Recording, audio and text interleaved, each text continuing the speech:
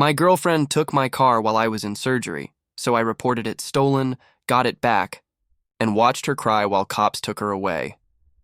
I'm a 27-year-old guy who thought I had found my forever person in Lily. When we met, I was at one of the lowest points in my life. I had just lost my job due to downsizing, and I was recovering from a nasty car accident that left me limping for weeks and my bank account nearly drained. Most people kept their distance, sympathy in their eyes, but distance all the same. Not Lily. She walked into my world like sunlight through a broken window. Warm, unexpected, healing in places I didn't even know were cracked. She laughed at my jokes when I barely remembered how to smile. She helped me stretch my leg muscles when I couldn't bend down. She'd bring me soup on cold days and leave sticky notes with affirmations on my bathroom mirror. "You're more than your setbacks. I'm proud of you." I thought, this is the kind of woman you build a life with. We moved in together 6 months after dating. Too fast, maybe, but it felt right at the time.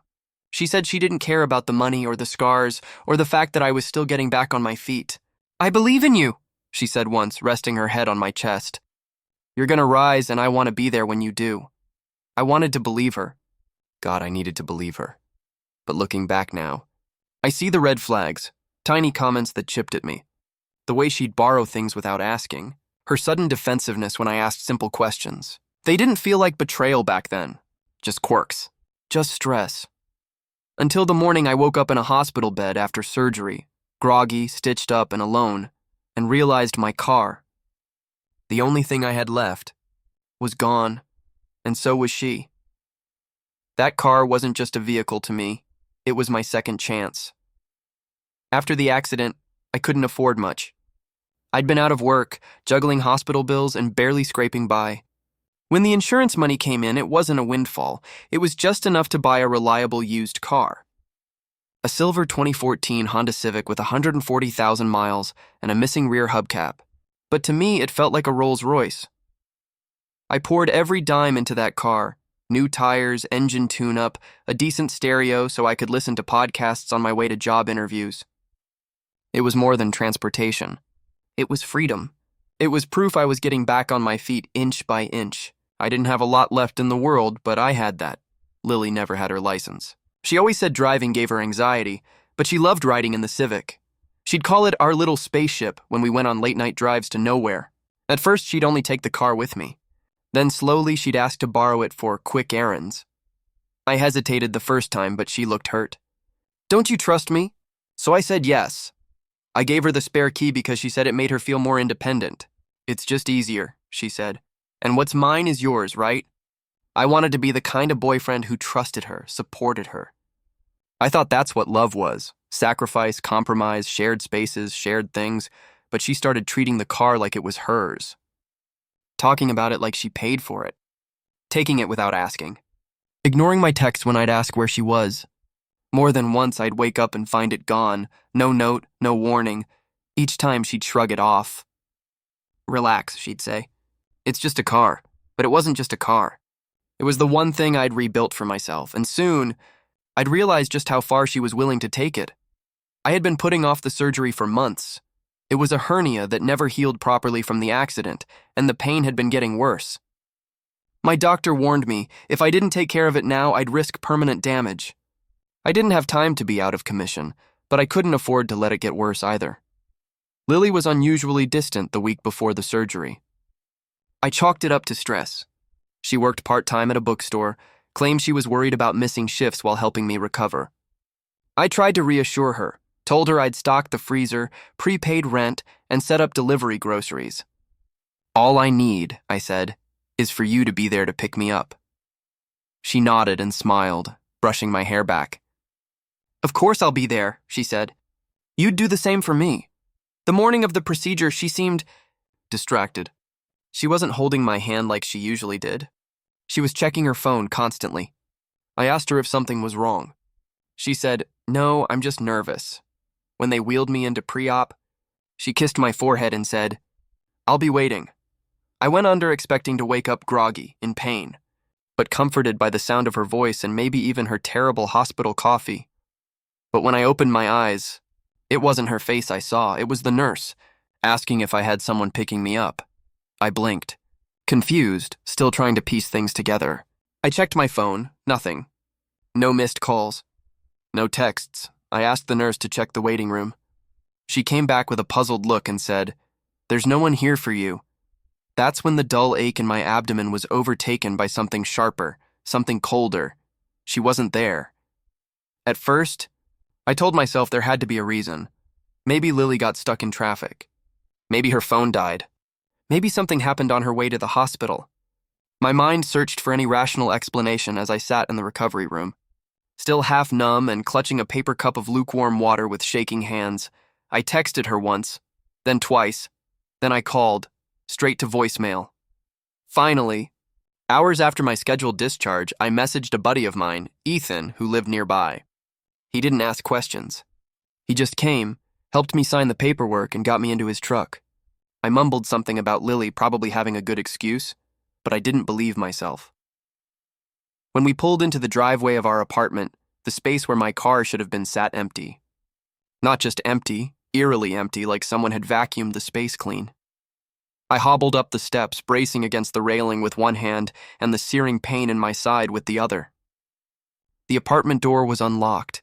Inside, the silence was louder than anything I'd ever heard. No Lily, no hospital bag she'd promised to pack for me, no dinner waiting. Like she swore she'd leave in the fridge. Her phone charger was gone. So were 3 of her jackets, her makeup case, and a framed photo of us from a trip to the lake, missing from its place on the hallway shelf. There wasn't a note. Not even a post-it. Just a half-empty bottle of wine on the table, a takeout container in the trash, and all my pain meds untouched, unopened, like no one had planned on me coming home at all. I called her again. This time, she texted back one sentence, "Busy right now. Call you later." That's when I knew something was really wrong. I stared at that text like it was written in another language. Busy right now? After leaving me stranded post-surgery, no ride, no message, no explanation? My hands were still shaking as I opened the car tracking app I'd installed months ago when my cousin's car got stolen. It wasn't even meant to track Lily, just peace of mind. I hadn't opened it in weeks. There it was, my Civic, pinging on a map, parked at an apartment complex across town. I zoomed in, not just any complex. I recognized the address. Lily's ex-boyfriend, Marcus, lived there. The same one she claimed she blocked on everything. The same one she once described as toxic and manipulative, who used to cheat on her and crash on friends' couches. Suddenly, everything felt upside down. I tried calling her again. Voicemail. I texted, "Where are you?" Nothing, so I called Ethan. "Can you take me somewhere?" I asked. He picked me up without questions. As we pulled up to the building on the app, I spotted my car. Parked right in front of the lobby, no shame. No attempt to hide it. And there she was, walking out of the building in jeans and a hoodie, laughing at something on her phone. She didn't even see me at first. She opened the driver's door, tossed in a smoothie, and got behind the wheel like it was just another Wednesday. I didn't go up to her. I didn't bang on the window or cause a scene. I just sat there in Ethan's truck, watching her drive away in the one thing I'd rebuilt for myself. She didn't look concerned. She didn't look guilty. She looked like she'd done this before. And that's when it hit me. This wasn't a one-time mistake. This was a pattern. By the time I got back home, I was vibrating with fury and disbelief. Every bone in my post-op body screamed for rest, but my mind was on fire. I couldn't believe what I'd seen. Her, walking out of her ex's apartment like she lived there now. In my car. The same car I'd paid for, insured under my name, maintained with every penny I had. It wasn't just disrespect. It felt like a full-on hijacking of my life. I sat down on the couch and opened the police department's website. I didn't want to do this. I kept thinking, she's my girlfriend. We live together. This is messy. But then another thought followed it. She left you in a hospital bed, alone, then used your car to visit her ex. So I called. "Do you have reason to believe the vehicle was taken without your consent?" the officer asked. I swallowed hard. "Yes," I said, my voice shaking. "It's mine. She took it without permission." I was under anesthesia. They took my statement seriously. Turns out it didn't matter that we were dating. She wasn't listed on the title. She wasn't an authorized driver on the insurance. She had no legal right to be using the vehicle, especially after I'd explicitly asked her not to take it without asking. That night, I spiraled into a rabbit hole. I checked her Instagram. She'd posted a photo 2 days earlier, leaning against my car, sunglasses on, captioned, "He treats me like a queen because I am one." One of the comments made my stomach drop. "Did he really buy you a whole car?" And her reply? "He'd do anything for me. He just doesn't know it yet." That was the moment the switch flipped in my head. She didn't just steal the car, she stole the story. I didn't sleep that night. Not from the pain in my stitches. Not even from the emotional sucker punch. I was running on adrenaline, anger, and the faint hum of something that felt like justice creeping in. The police said they'd open a case and dispatch an officer to recover the vehicle.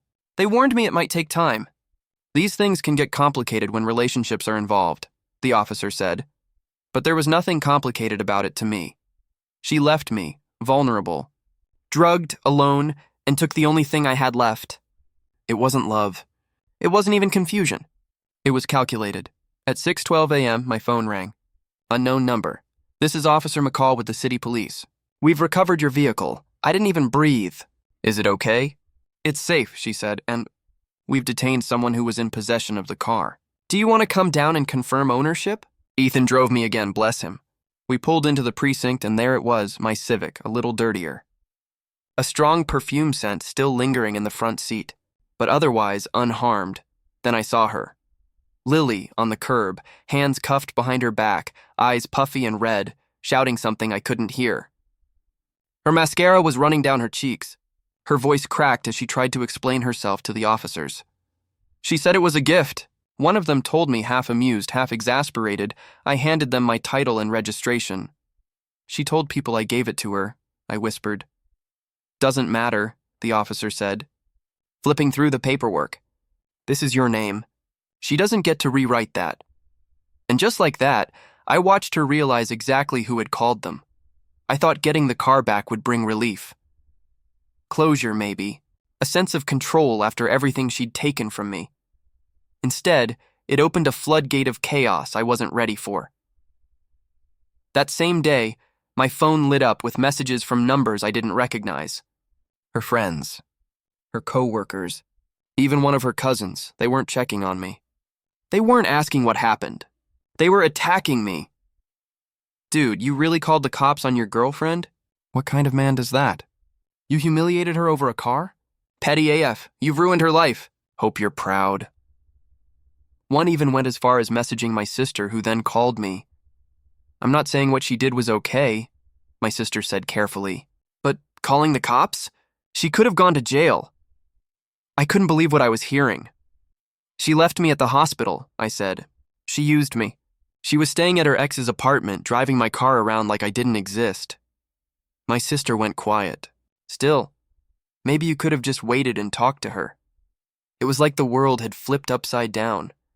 I was the one who got ditched post-surgery, who had his property stolen, who slept through the night in pain and confusion. But somehow I was the bad guy. I started second-guessing myself. Maybe I had overreacted. Maybe I should have just waited until I opened the glove compartment to grab my insurance card, and a folded motel receipt fell into my lap. It was from the night of my surgery. 2 guests, 1 room. Paid in cash. The motel was less than 10 minutes from Marcus's apartment. That moment broke something in me. Not because I didn't expect it, but because deep down, I think I always did. I don't know what I was hoping for when I opened the trunk. Maybe I just wanted to feel in control of something. Maybe I needed to know how far down the rabbit hole she'd gone. Whatever the reason, I popped it open like I was peeling back the last layer of the lie, and it didn't disappoint. Sitting there was a black duffel bag I hadn't seen before.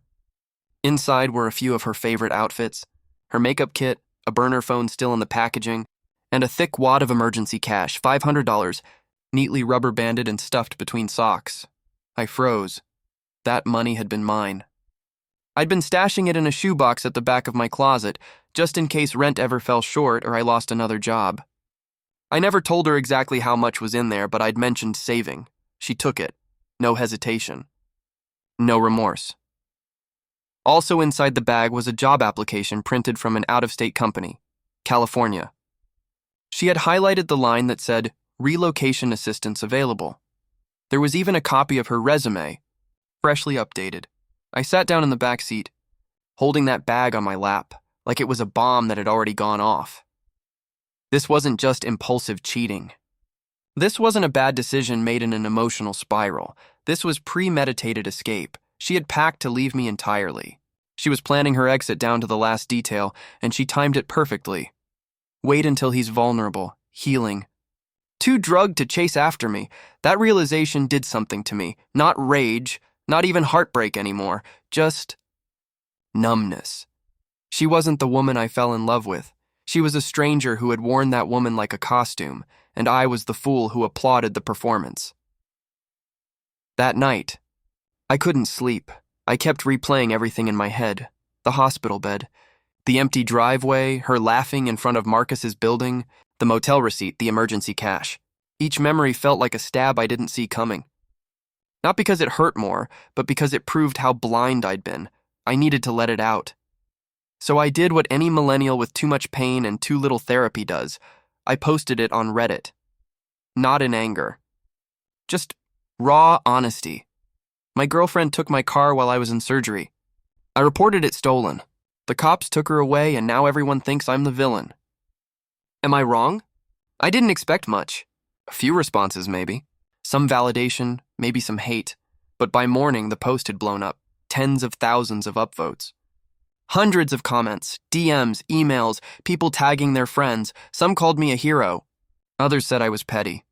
A few people told me I should have set the car on fire and billed her for emotional damages, but one DM caught my attention.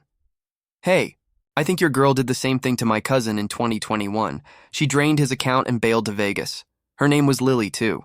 Do you have a pic?" I froze. We exchanged details. Same name. Same tattoo on her wrist. Same charm bracelet she always wore.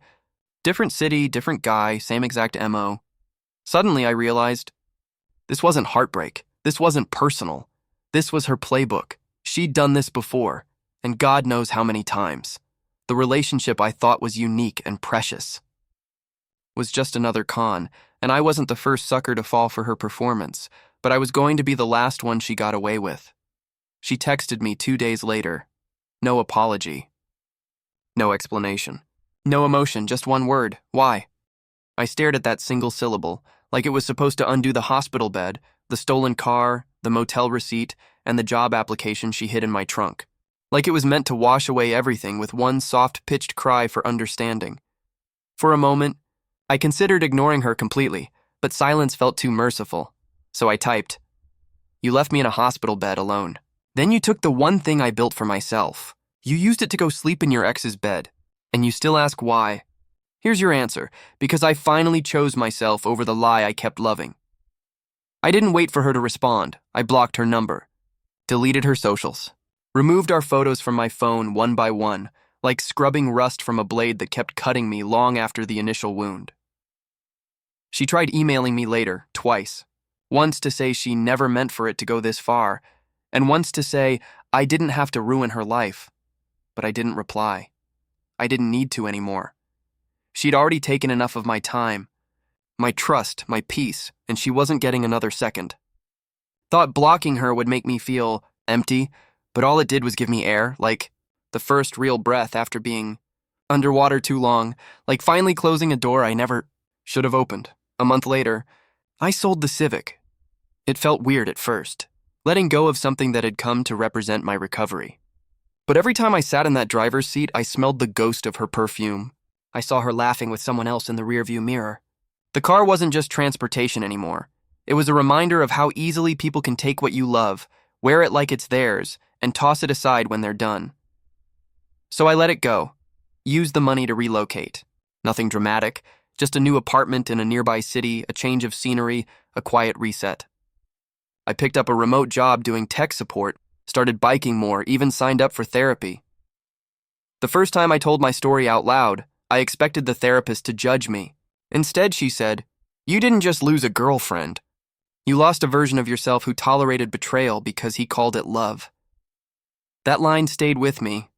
I'd spent so long believing love meant sacrifice, loyalty at all costs, patience with people who kept moving the goalposts. But real love? Real love doesn't abandon you when you're weak. It doesn't steal your car and call it a misunderstanding. It shows up. It stays, it heals, and Lily, she never had love to give. She had manipulation, performance, her own twisted version of survival. But I survived too. And I didn't have to lie to anyone to do it.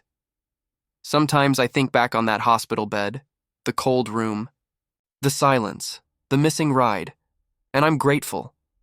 Because in losing her, I didn't just get my car back, I got me back, and you can't steal a future that never belonged to you.